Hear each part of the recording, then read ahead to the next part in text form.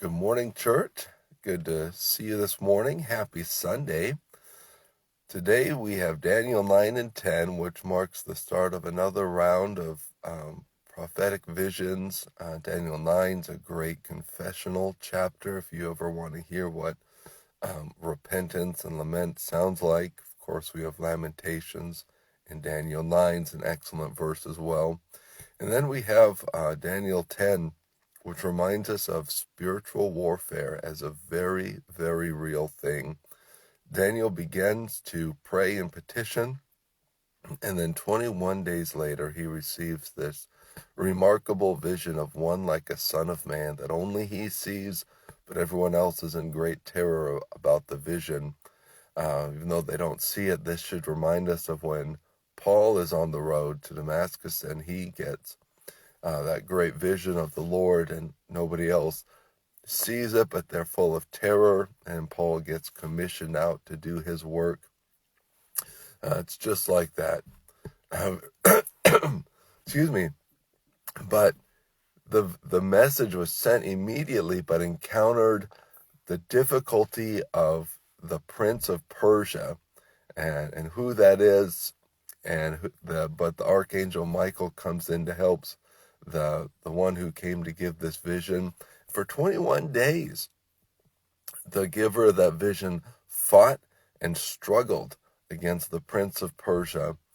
And this reality of spiritual warfare is so intense in this chapter that we should remember in our lives that as we're praying, as we're seeking God, to never give up, because he answers us. He desires us to know his will and to see his will. But there is always that enemy who does not want us to persevere. And Jesus says, remember that persistent widow who went and knocked on the door of the unjust judge, and who knocked and who knocked and who refused to give up. And that's us. We're going to refuse to quit knocking on heaven's door, to quote that old song. But that's just our encouragement today, to continue to seek God. And then we go into Luke chapter 5, and we see Peter, and they've been out fishing all day, all night, and they're tired and they're worn out. And then Jesus gets in the boat and he delivers his sermon, and then he says to them, go out and fish again. I don't know if you've ever been just tired and worn out, and then this task comes in and you're like, oh, but I'm just tired. I just don't want to go. But here we see that when it's done in God's power, when God ordains the work, there's going to be not just success, but great success.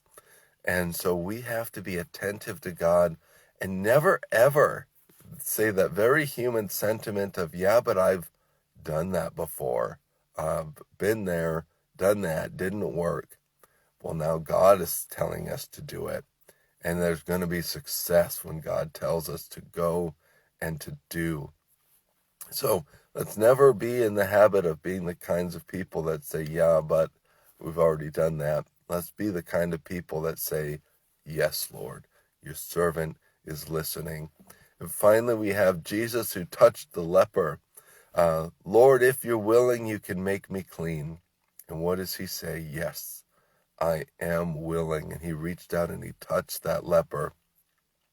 And we are so often reminded that, in the old Jewish law, to touch a leper made you unclean. You would have had to go around for a full week covering your face, saying, unclean, unclean, everywhere that you went. But Jesus, he can't be made unclean. He is perfectly righteous and perfectly good. And so he holds fast to his cleanness, and he heals this leper and brings wholeness to him.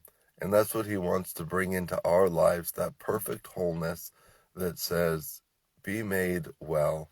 That's his desire for us, is goodness, wholeness, and wellness. And we say to him, Lord, if you're willing, and he always responds to us, yes, I am willing, be made well. That's our perfect salvation, cleansed from sin.